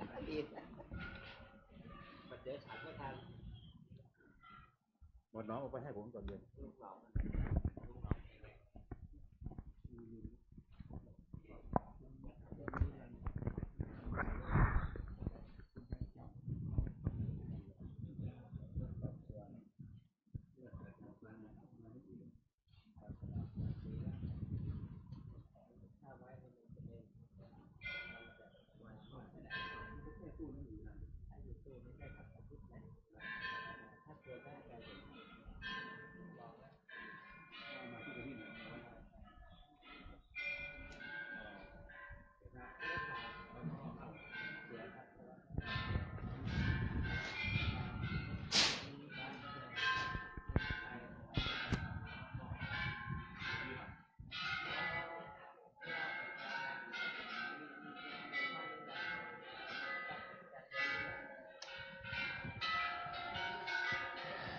เอ่อประเคนไทยธรรมแล้วกันเทศ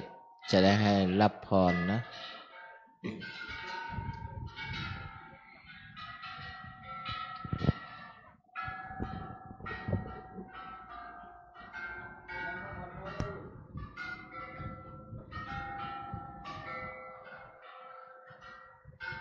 ยะถาวาริวหาปูราปาริปูเรนติสาคะรังเอวะเมวะอิโตทินังเปตานังอุปกัปปติอิชิตังปฏิตังตุมหังคิปะเมวะสมิจฉตุสัพเพปุเรนตุสังกัปปาจันโทปนะระโสยะถามณิโชติระโสยะถาสัพพิติโยวิวัชชันตุสัพพะโรโควินัสตุมาเตภวัตตวันตรายโยสุขีทีขายุโกภวะอภิวาทนาสีลิสะนิจังวุธาปจายโนจัตตารโอธรรมาวัฏันติอายุวันโนสุขังพระลัง สา ธุ สาธุ สาธุ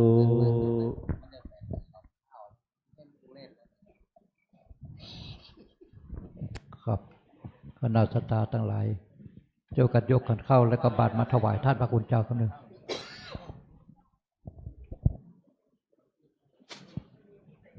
จังหวะแล้วหลวงพ่อญาติโยมคนนี้คือขอมาอันนี้มาตั้งอ่ะวะขอมาตั้งฐานตรงไหน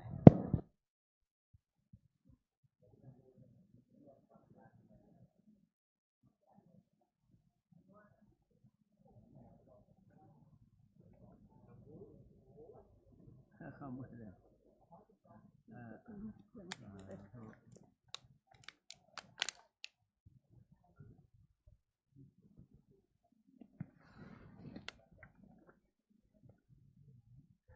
แข็งแรงเอามาอ้อมให้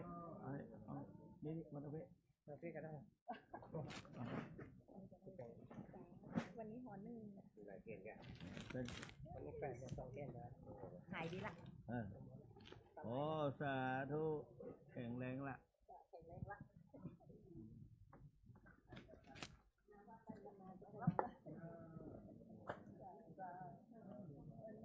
เอาไปตะพูดเลยลูก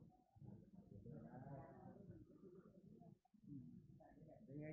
ไล่นกได้แล้วนะค่ะได้ ไล่ แล้ว แล้วใช่ไหม ค่ะ ท่านชื่ออะไรนะคนที่มาเขาให้ชื่ออะไร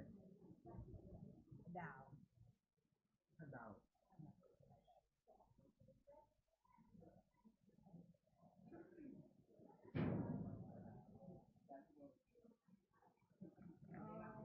จะตกแต่ง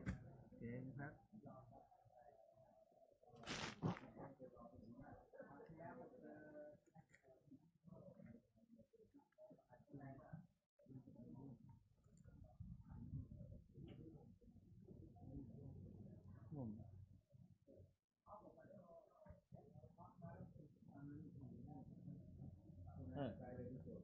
อันนี้ครับ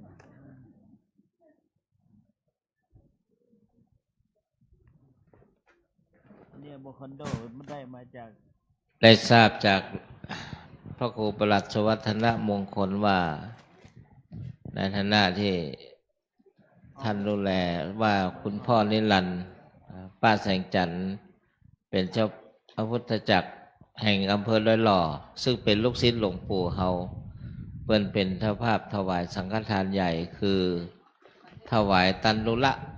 ข้าวสารเดี๋ยวป้านานจะได้กล่าวคำตันดุละนี้นะ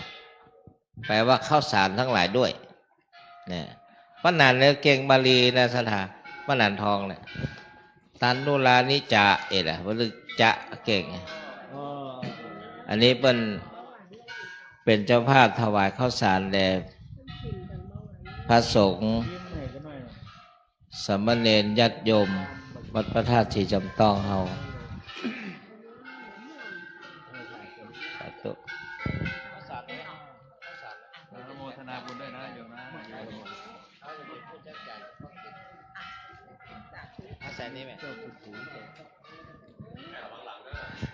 ก้อยๆแม่ระวังข้าวสารอีดูเปิ้นอัน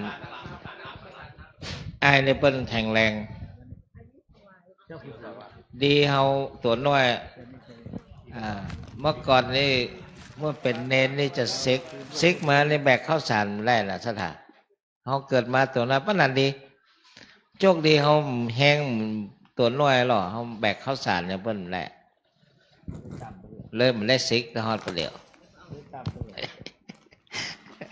ปานนั้นโตคนตัวน้อยนี่ไปแบกข้าวสารในเอวฮักหมดแล้วก็ครบหรือยังไงเดี๋ยวให้พระครูประหลัดสวัฒนะดำเนินพิธีการครับขอถวายความเคารพพระเดชพระคุณท่านเจ้าคุณพระสุวรรณเมธีเจ้าวาดวัดพระธาตุสิมตองวรวิหารท่านเจ้าคุณพระศรีศิลปาจารย์ที่ปรึกษาเจ้าคณะภาค7ผู้ช่วยเจ้าวาดวัดพระธาตุสิมตองวรวิหารท่านอาจารย์เจ้าคุณพระอมรเวทีผู้ช่วยเจ้าวาดวัดพระธาตุสิมตองวรวิหารท่านผู้ช่วยเจ้าวาดทุกรูปพระมหาเถระพระเถรานุเถระนะครับเจริญพรคณะศรัทธาญาติโยมของวัดพระธาตุสิมตองวรวิหารนะครับในวันนี้หลวงพ่อเจ้าอาวาสจะได้มีคำสั่งเจ้าอาวาสวัดพระธาตุสีจอมตองในการแต่งตั้งเลขานุการวัดพระธาตุสีจอมตองนะครับขออนุญาตอ่านคำสั่งนะครับคำสั่งเจ้าอาวาสวัดพระธาตุสีจอมทองวรวิหารที่02/1/2568เรื่องแต่งตั้งเลขานุการวัดพระธาตุสีจอมทองวรวิหารโดยที่วัดพระธาตุสีจอมทองวรวิหารตำบลบ้านหลวงอำเภอจอมทองจังหวัดเชียงใหม่เป็นพระอารามหลวงที่กว้างใหญ่มีศาสนกิจอันเกิดขึ้นมากมาย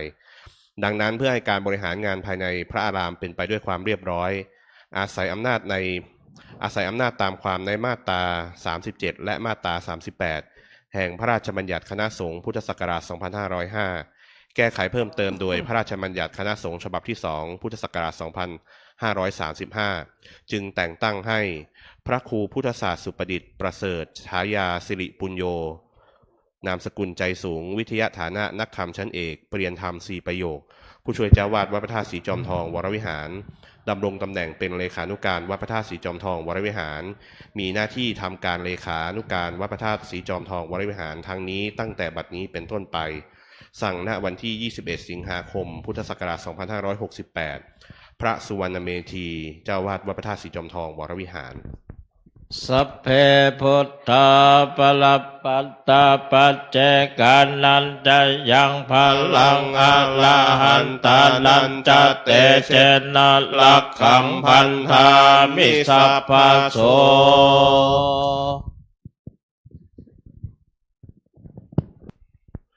ต้องจะแจ้งกับทีนะครับ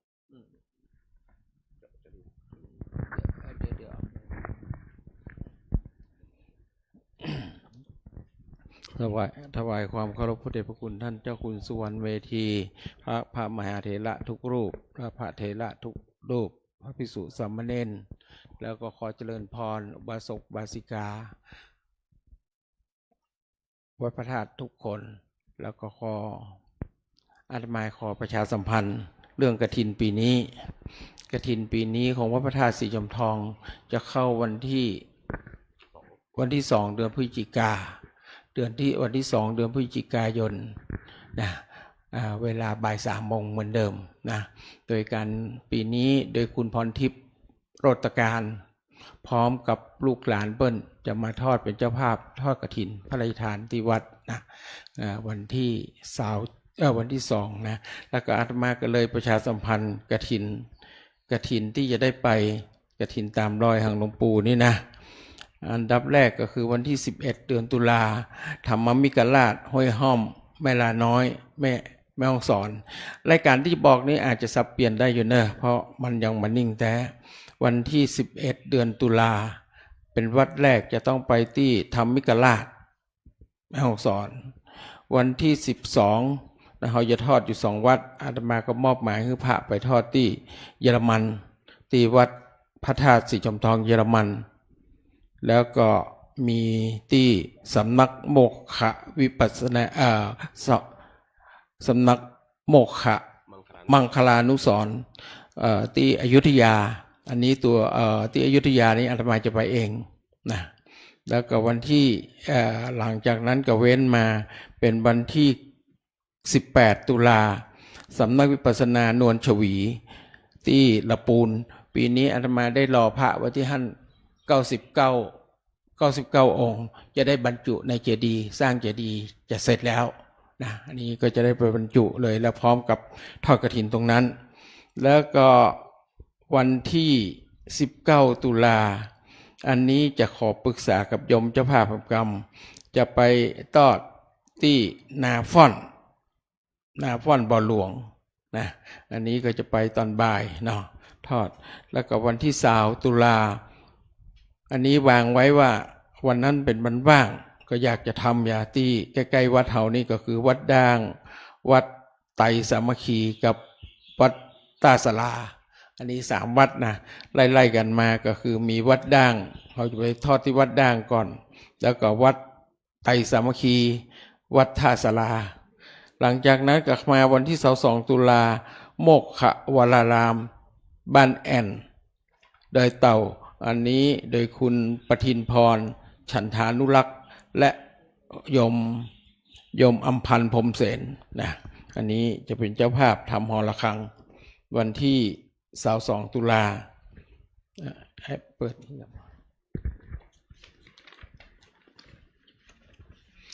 แล้วก็วันที่25ตุลาทำบัวตองตีแม่หอพระตีแม่หอพระแม่แต่งนะวันที่26นี้มี3วัดวัดพระบาทแก้วเข้าหางดงฮอดอันนี้คุณจารุณีสุขสวัสดิ์ที่เพิ่นเป็นดารานะเพิ่นจะมาทอดที่หั่นวันที่26นะแล้วก็วันที่26แล้วก็ไปแม่งูดนี้ก็วิริยะประกันภัยจะมาเป็นเจ้าภาพและพร้อมกับวัดแม่ประไพนาคอเรืออันนี้จะเป็นวันอาทิตย์วันที่26แล้ววันที่ข้ามไปเป็นวันที่29นี้พระบาทผาลาดนาคอเรืออันนี้ก็แม่ชีจอยพร้อมคณะศิษย์ชาวจีนเป็นเจ้าภาพนะที่29วันที่30ว่างวันที่31เนี่ยดอยน้อยอันนี้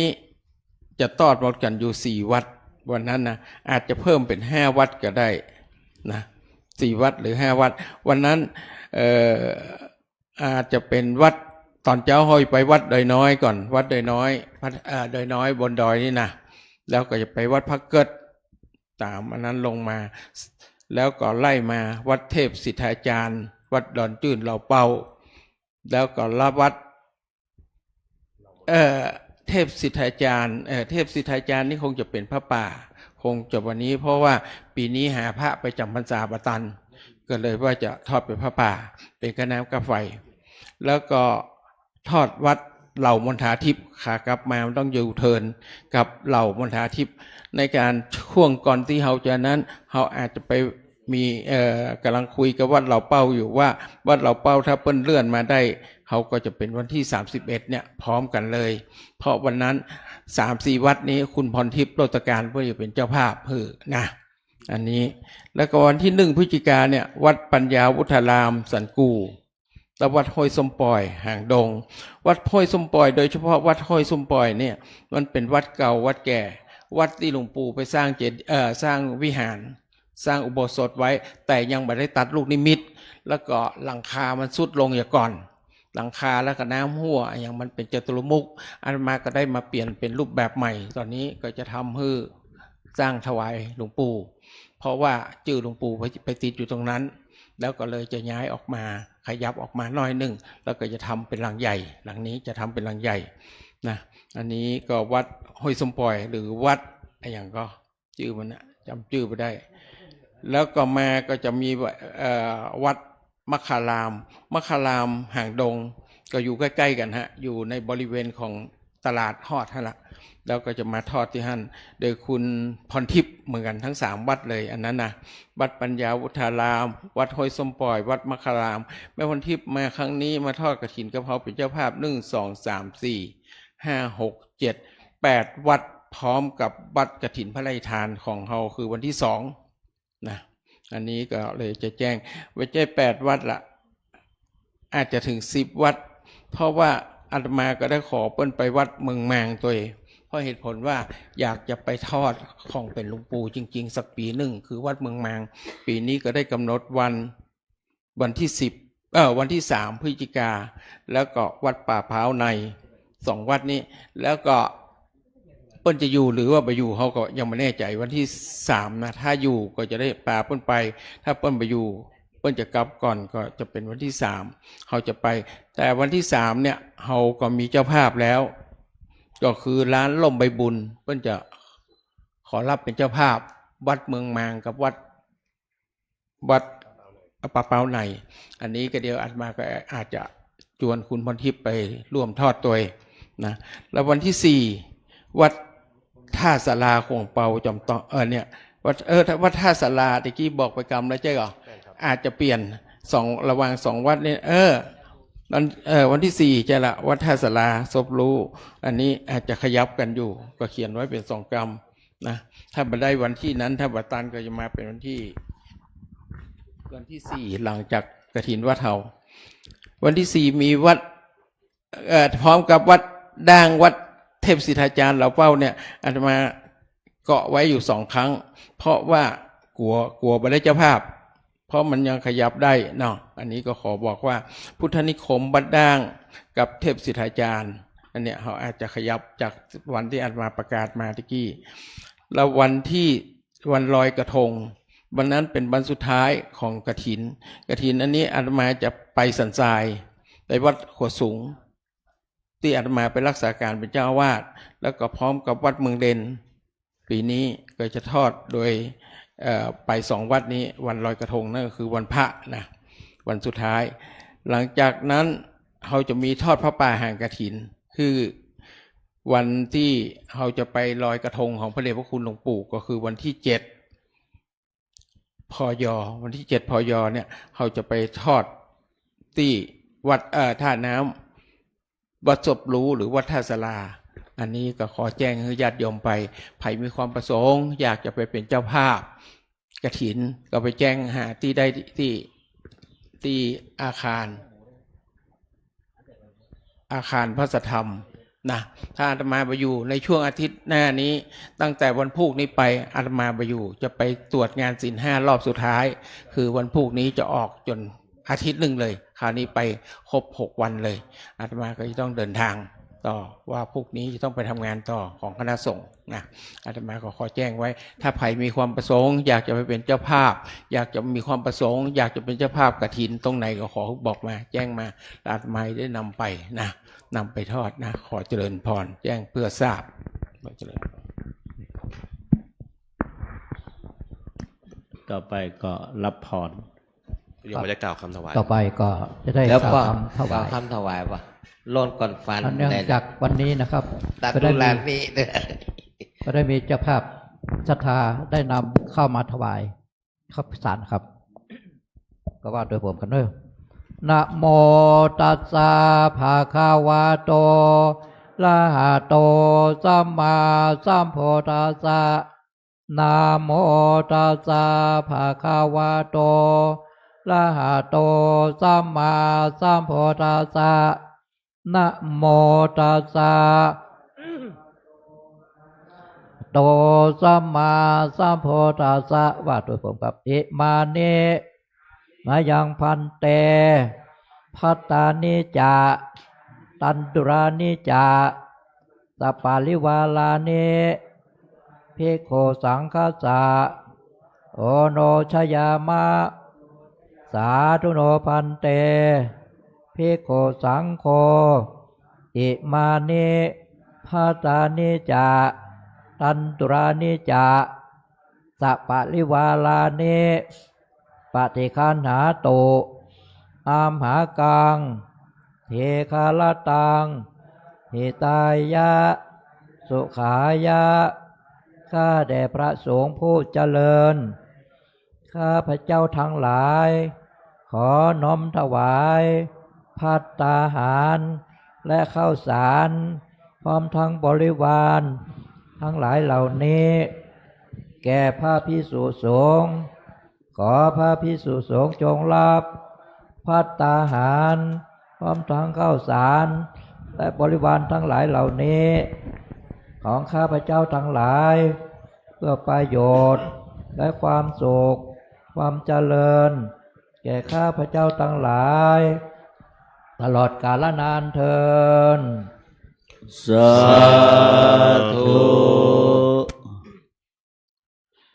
ยักแขพันเตสังโฆปฏิชานาตุขอพระสงฆ์ทั้งปวงจงรับทราบบัดนี้ได้มีทายกทายิกาผู้มีจิตศรัทธาน้อมนำมาถวายซึ่งภัตตาหารและข้าวสารมาเป็นสังฆทาน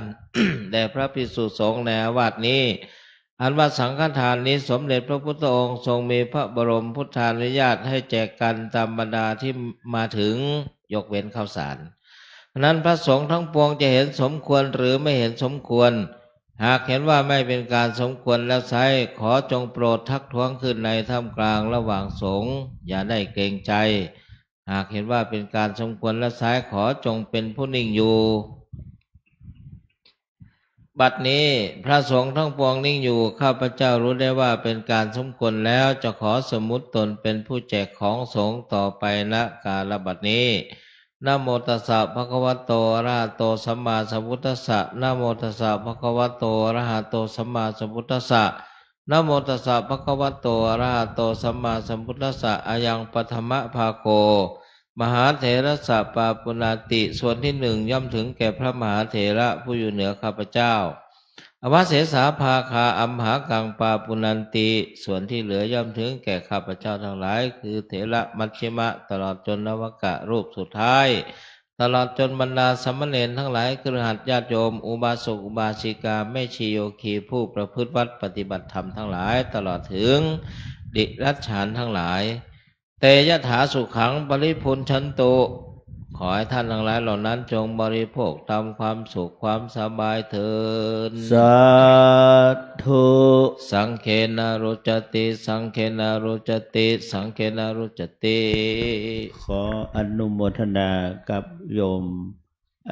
นิรันดร์และโยมแสงจันทร์ภูนทาจักรที่ได้ภูนทาจักรที่เอาไว้บนนี้ที่มีจิตเจตนาศรัทธาเป็นมหากุศลได้น้อมนำประกอบไปด้วยก็คุณพ่อนิรันดร์คุณแม่แสงจันทร์แล้วก็นางปิยะวรรณคมขำแล้วก็คุณนางปริชาติพงสุขแล้วก็นายแซมภูนทาจักรแล้วก็ได้พอ10ประจำนวน10กระสอบ16กระสอบ10กระสอบแล้วก็พูนอันนั้นได้16จันขอให้ได้กุศลไปถึง16แผ่ไปถึงเหล่าเทพเทวา16จันฟ้า15จันดินและตลอดถึงเหล่าสรรพสัตว์ทั้งหลายสาคณาญาติที่ดับชีพบายไปแล้วขอกุศลผลบุญไปจุจอดเราถึงเพื่อได้เสวยได้บริโภคเพื่อสมดังเจตนาปารภทุกๆประการนับตั้งแต่บัดนี้วันนี้เป็นต้นไปดังคำบาลีว่ายะถาวาริวหาปุราปริปุเรนติสาครังเอวะเมวะอิโตทินังเปตานังอุปกัปปติอิชิตังปัตถิตังตุมหังคิปะเมวะสมิชาตุสัพเพปุเรนตุสังกปาจันโทปนรโสยะถามะนิโชเตระโสยะถาสัพพิติโยเววัชชันตุสัพพะโรโควินาศตุมาเตภวัตวันตรายโยสุเขเท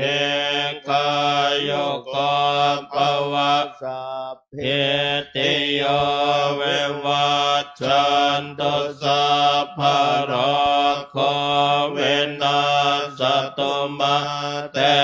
ภวัตวันตรายโยสุเขเทกายโยโกภวะสัพเพติโยวิวัช ชันตุสัพพะโลกขเวนนาสตุมาเตภวัตวันตรายโยสุขิเทกาก ายกภวะอภิวาทนาสิเลสเนจาวุธาปจายโนจัตตารธรรมวัฏันติอายุวันโน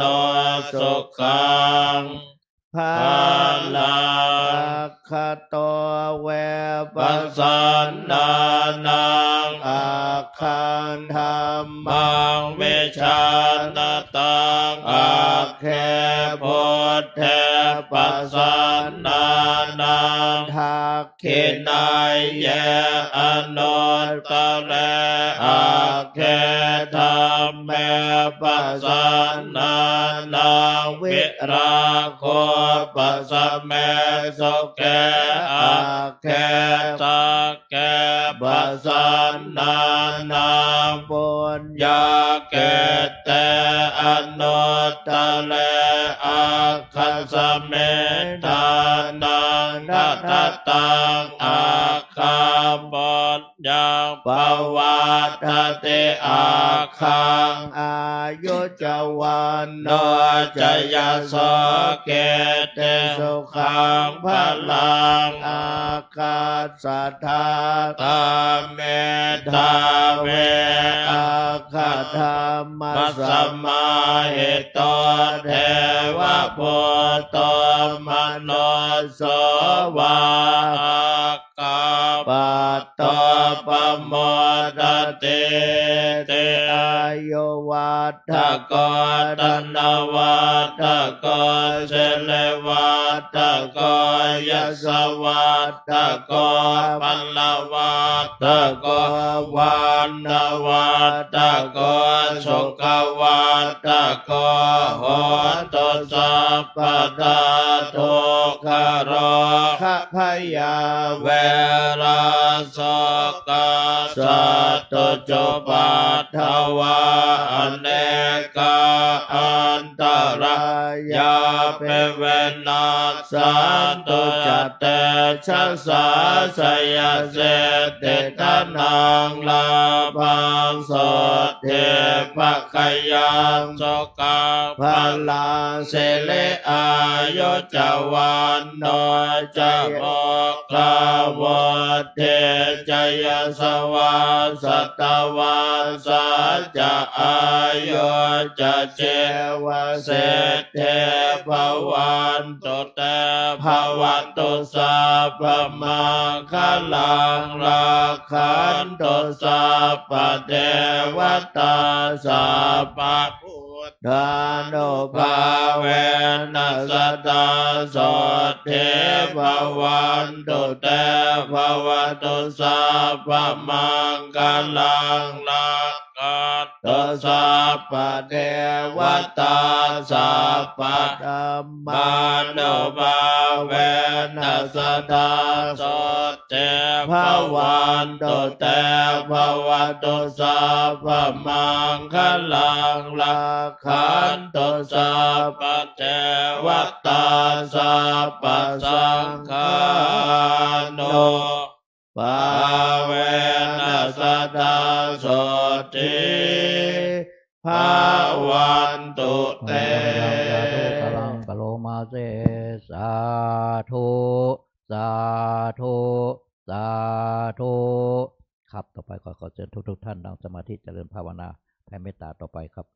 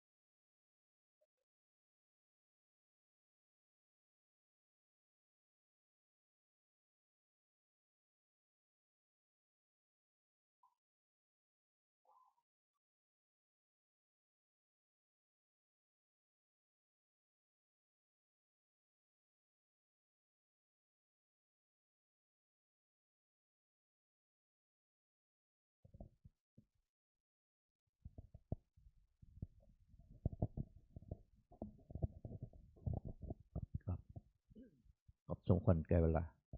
เจตังตานากัมมังนิปานาปัจจายโย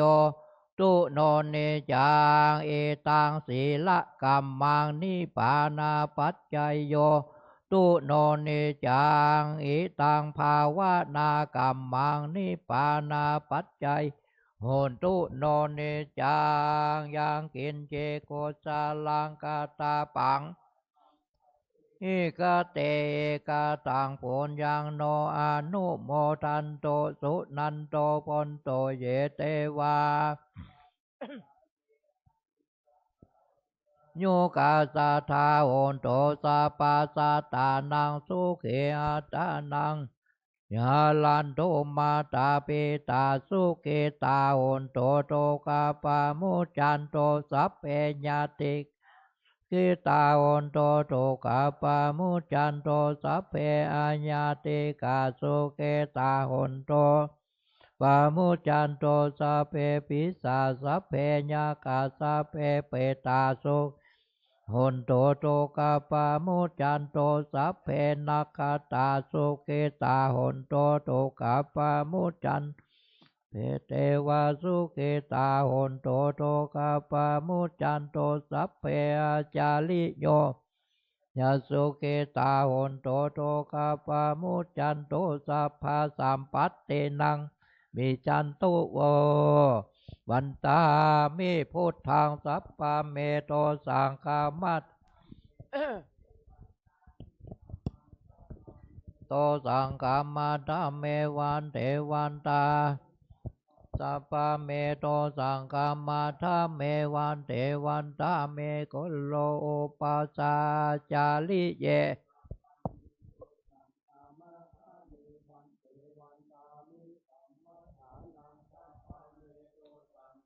วัดเมวันเทวันตาละเมมัทธาสีมายังสัพพะเมโตสังฆามัทเมวันเทวันตาที่ยังสัพพังสัพพะทาเนสุปฏิทิขาลัทธาโนมหาพุทเทมพุทธาโลปังสัตตานังทะโลเกเทวะโลเกพรหมโลเกติเปลังกาติเปสาลิลัทธาตุโยเจติยังกันทาโกเตจัตโตลาเสเทสาหาเสธรรมกันเตสเปสัมปตาเจอาหังวันตามิสัพพะโส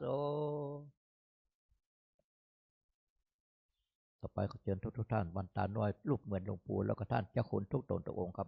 วันตามิพันเตสัพพังอาปาลาทังกามาทะเตมายังกะตังพลยังสามินาติตาพังสามินากะตังพลยังไม่หังตาตาพังสาธุสาธุอนุโมทามิ จัตโลธรรมาวัฏันติอายุวันโนสุขังพระลัง สาธุสาธุสาธุต่อไปกล่าวกับลาพร้อมเด็กอันทธาเนมายังพันเตคัจจามาปาหุกิจามายังปาหุการณิยาย ะสถานิตุมเหกาลังมัญญาธา สาธุพันเตสาธุพันเตสาธุพันเตก่อนกำเนิดสปิติโยวิวัตสันตุสัพพะโลกโกวินัสสตุมาเตภวัตวันตรายโยสุขีติกายโยโกภวะอภิวาทนาสิริสนิจังวุธาปจายโนจตารโลธรรมวัฏติอายุวันโนสุขังปะลัง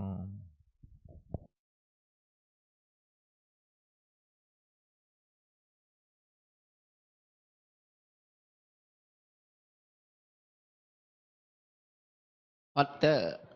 พัตเตอร์อยู่ต้าอยู่ไหมต้ามาป่ะ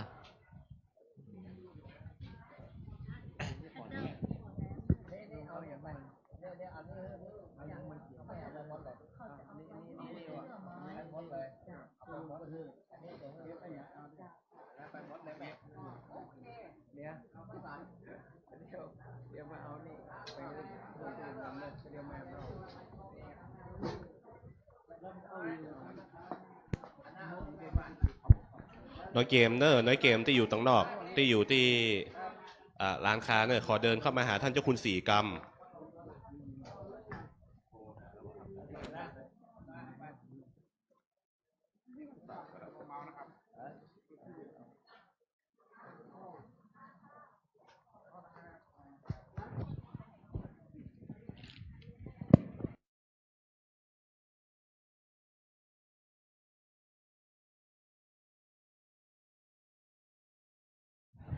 วันนี้ครับศีลกับบทสนกับหลวงพ่อเนอะวันนี้เปิ้นอยู่ศาสนกิจบ่มี แม่ชีกนกศรีแม่ชีวรรณาเดี๋ยวไปหาอาตมาถ้าแล้วตรงบนนี่ไปแวะหาที่อาคารพระสัทธรรมกำเนิดแม่ชีกนกศรีแม่ชีวรรณาแล้วก็ไปอะไรอย่างเงี้ย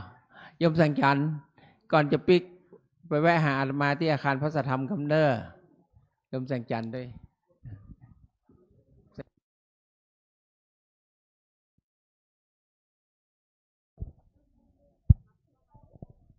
นั่งประจำที่เนอ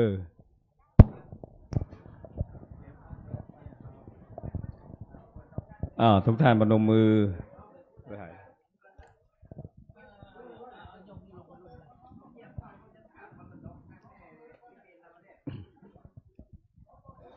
พร้อมแล้วกล่าวคำบูชาพระรัตนตรัยพร้อมกันนะครับ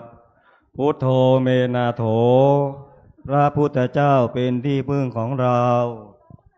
ธัมโมเมนาโถพระธรรมเป็นที่พึ่งของเราสังโฆเมนาโถ